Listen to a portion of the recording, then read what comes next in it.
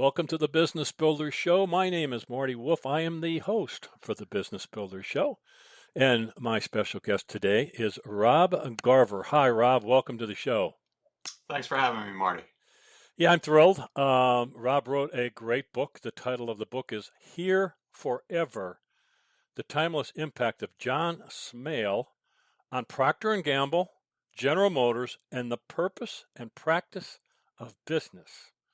Maybe I'll repeat the last part, the purpose and practice of business. So, Rob, great book. I know I told you I enjoyed it, and so I'm thrilled you're here. I'm going to do a brief introduction of Rob, and it is like this.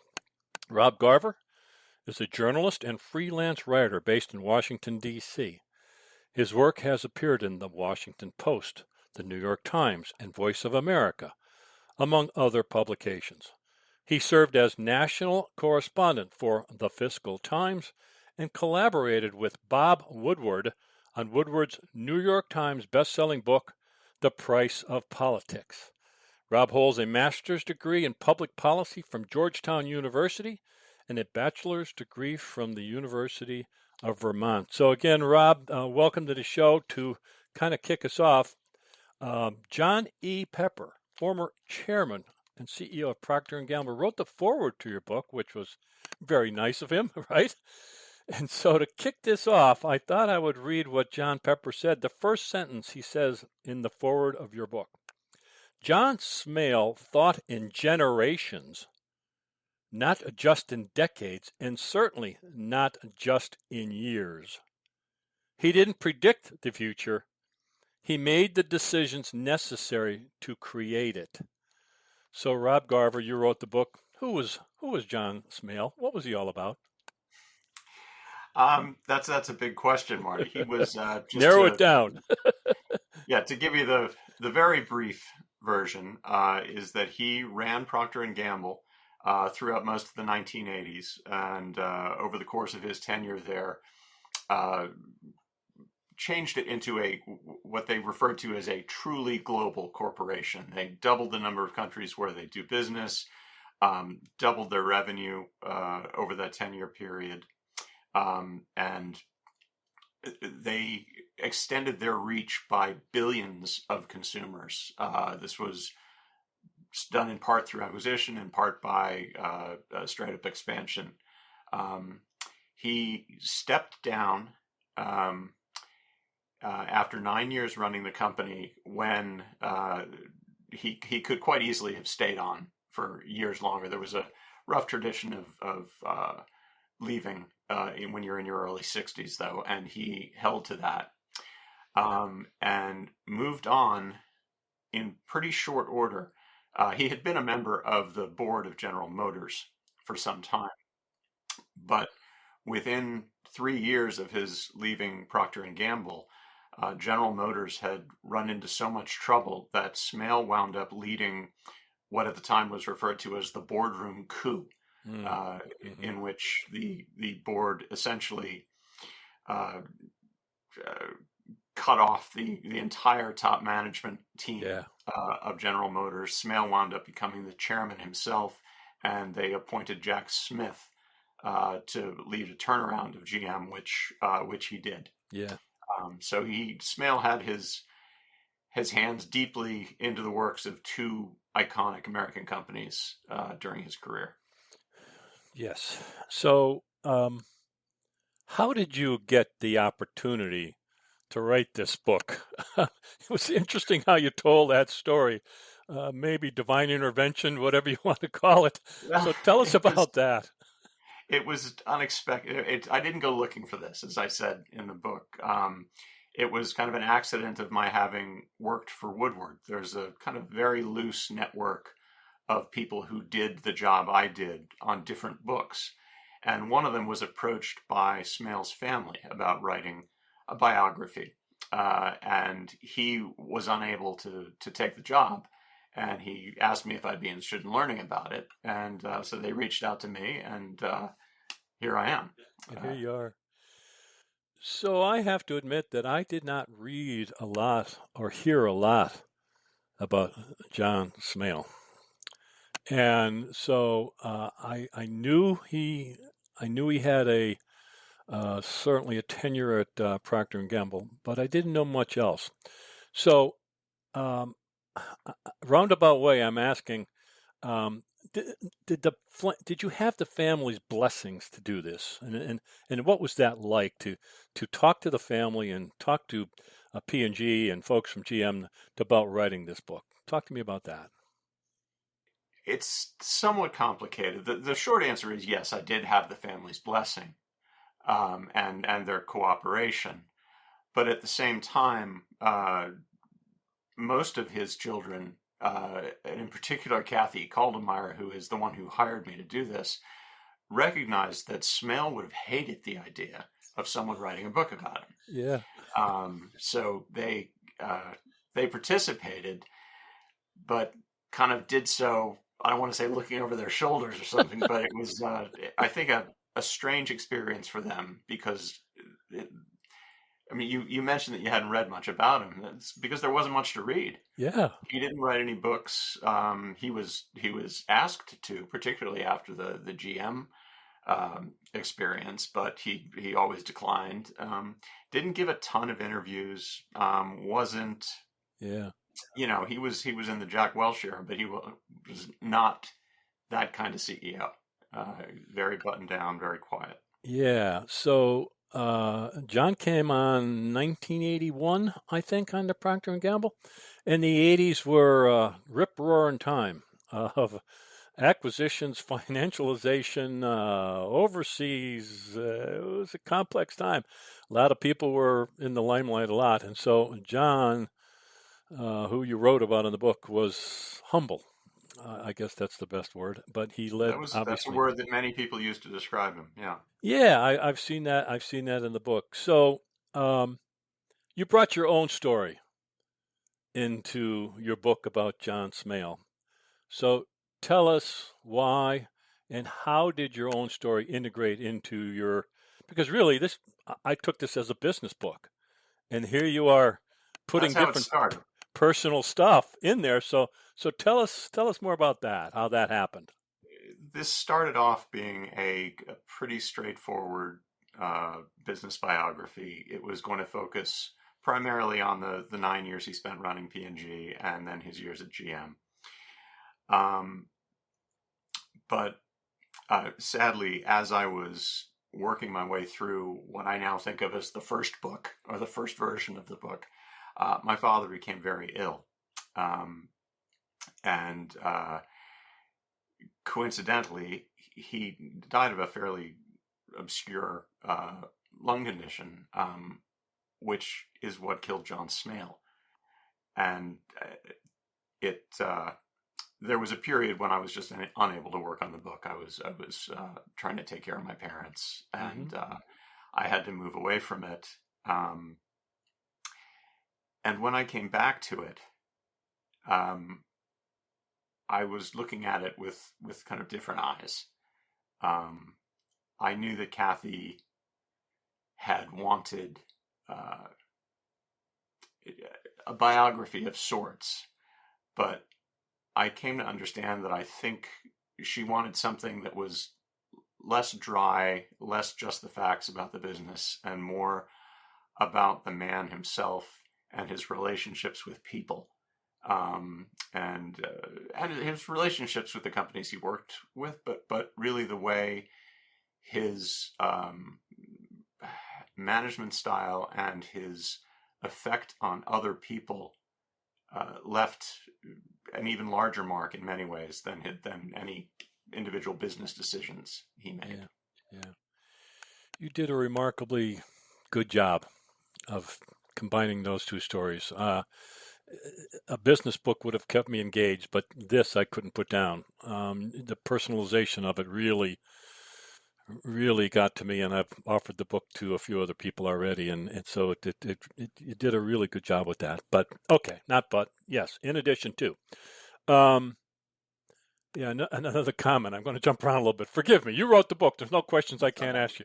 So, but the humility and not hearing much about him is so much in contrast to the other things that were going on in the 80s. I hate to keep Yeah. bringing that back, but that's why this was such a refreshing story for both from a personal story and a professional standpoint. You see what I mean? You understand what I'm saying Yeah. there, Rob? Yeah. He was very much, he was very different from a lot of the people that rose to prominence in the 1980s. And that, in fact, is where the title of the book comes from. Correct. Yes. He was desperate to make sure that Procter and Gamble could not be acquired in Yeah. the time of the 80s when you had these leveraged buyouts happening all over the place. He was desperate to make sure that never happened to Procter and Gamble. And I was doing an interview with a former finance exec from P&G, and I kind of jokingly said to him, well, what's the big deal? He gets bought, he goes fishing for the rest of his life. He gets a huge payout. Yeah. And the guy was offended. I mean, he just looked at me and he said, Rob, this company is 150 years old. Yeah. If we got bought, they'd change the name. We wouldn't be here anymore. And I said, okay. And he said, John's idea was, we're here forever. Yeah. And that, it took me a minute. Well, that's so But that different. was his, Yeah, that's so that was different. his approach. Again, I'll repeat the book since you brought it up, and my guest is Rob Garver. His last name is spelled Garver, Rob Garver. The book is Here Forever, as we're talking about, the timeless impact of John Smale on Procter & Gamble, General Motors, and the purpose and practice of business. The idea of here forever. He talked about purpose. He talked about um, those kinds of things, how we treat people, all those kinds of things. That again was in so much contrast what was going on in the 80s. So that's what I really love. So let's get into I guess some of the details. You gave us some information, or talk to us more about it by what he was saying, why great companies are social institutions that need to be nurtured and and last over time. Give me more details on what he meant and what you meant by great companies are social institutions that need to be nurtured.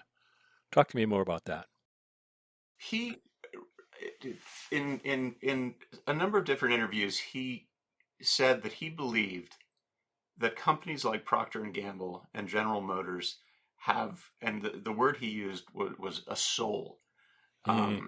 that they persist through generations, not because of individual leaders, but because of an ethos that the institution possesses, that it is able to pass on to generation after generation of leaders. And it was, he very much saw these companies that he ran as something far, far larger than money making ventures. I mean, he was always quick to say, we need to turn a profit. You know, Yeah, that was a kind of sure. a given. However, that was not the ultimate or only purpose of these companies. He saw them as institutions that gave people who worked for them a sense of belonging, a sense of purpose, that could be institutions that could be of huge benefit to the communities where they Mm-hmm. operated. Mm-hmm. P&G is deeply integrated into the city of Cincinnati, for Mm-hmm. instance, Yep. and has been for generations before Smale came, and has continued to be in the generations since. And he saw these institutions as broadly meaningful and broadly beneficial beyond far beyond what appears on the balance sheet and the quarterly earnings statements. Yeah. Yeah. Um, do you feel that John's leadership story is needed and relevant today, maybe more than ever? What's your thoughts? I think it's certainly relevant. It's we talk a lot in the with folks I've been discussing the book with. Have talked a lot about the absence or the loss of trust that people in the United States and arguably even more broadly have lost in institutions. Our government, levels of trust in the government are extraordinarily low. Levels of trust in local institutions are very low. And what Smale was all about was kind of building these bonds and, importantly, consistently acting in a way that engendered trust, that did not make you suspicious of motives. It was one of the first things that drew me into this piece. I think you and I might have discussed this at one point. Before I'd signed on to do this, they sent me a copy of a speech that Smale was delivering at various venues in the 1970s. He was president of the company at the time, but not yet CEO. And to boil it down, he was basically arguing for a version of stakeholder capitalism into the teeth of the shareholder value movement. That was just after Milton Friedman had written that seminal essay, and the idea of shareholder value was the be all end all of kind of management theory at the time, and he went completely against the current and said, no, that is wrong.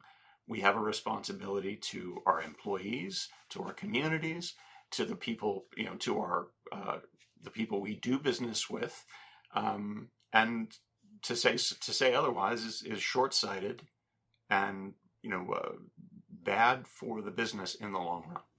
And bad for the business.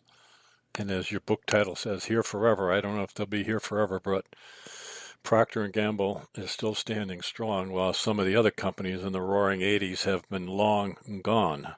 Yeah. So there's an indicator. There's a business indicator right there. You also mentioned somewhere, maybe at the very end, I'm not sure, but the question is, do you feel your book will help ensure John Smale's impact and legacy will be with us forever? What's your contribution? Your book is that contribution. Do you feel that this is your way to contribute to that, to his legacy? Yeah, I mean, I can't predict the future, but I do hope that the book will serve to kind of memorialize a career that's worth remembering. Yeah. And to kind of put that in front of as many people as possible. Yeah, I told you when we first talked that I bring this book, and then I bring a couple other books that I have, and I tell my clients the tale of two CEOs. And so I go through all that. And again, different people that are from different companies in the past, and I hold this book up and the other books or the other articles, and I say, well, these folks say the same thing that I just said to you. Well, these folks are still here. Procter & Gamble is healthy and strong as far as I can tell, and they're doing very, very well. Well, I love the book. I know that, but to start to wind down, obviously we can't cover an entire book in a 30 or 40-minute conversation. So to be fair to you, what needs to be added? What didn't we talk about that you want to make sure that point gets across?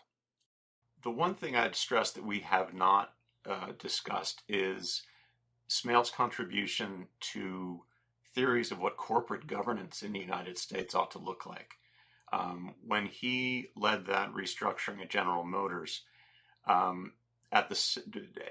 after they installed Smith, the board of directors sat down and did a massive kind of reassessment of their own performance over the previous decade and of the rules in place at General Motors that had allowed the company to slide into the decline it did in the late 80s and early 90s. And to their credit, they completely overhauled the rules of the road for how the board interacted with management. And that became, I think it was I don't know if it was Fortune or Forbes or one of them published a Magna Carta for corporate directors is what they called these rules. And large, CalPERS, for instance, sent a copy of it to every company they invested in and said, we need you to tell us whether you're doing this too. Wow. And I think I mentioned in the book that as I was reading, I've been a business reporter on and off for most of my life. Sure. When I was reading the book, I was stunned at what was going on inside GM. I was baffled that it was allowed to happen. Yeah. And I kind of eventually realized, wait a minute, I started my career after this. This was the watershed that changed the way corporate boards operated.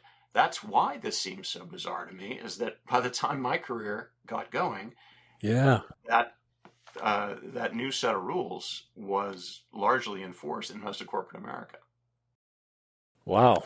In addition to P&G, the legacy General Motors and changing the governance, that's quite a legacy Yeah. to leave behind. That's pretty significant. So my guest has been Rob Garver. You can find more about him at robgarver.net. robgarver.net. That is correct. Correct, Rob? It is. Yeah. So Rob, GARVER.net. His book, which I strongly suggest every business person read, is Here Forever, The Timeless Impact of John Smale on Procter & Gamble, General Motors, and the Purpose and Practice of Business. Rob, thanks so much for being part of the Business Builder Show. I've enjoyed the book and I enjoyed our conversation. It's been a great pleasure, Marty. Thank you very much for having me.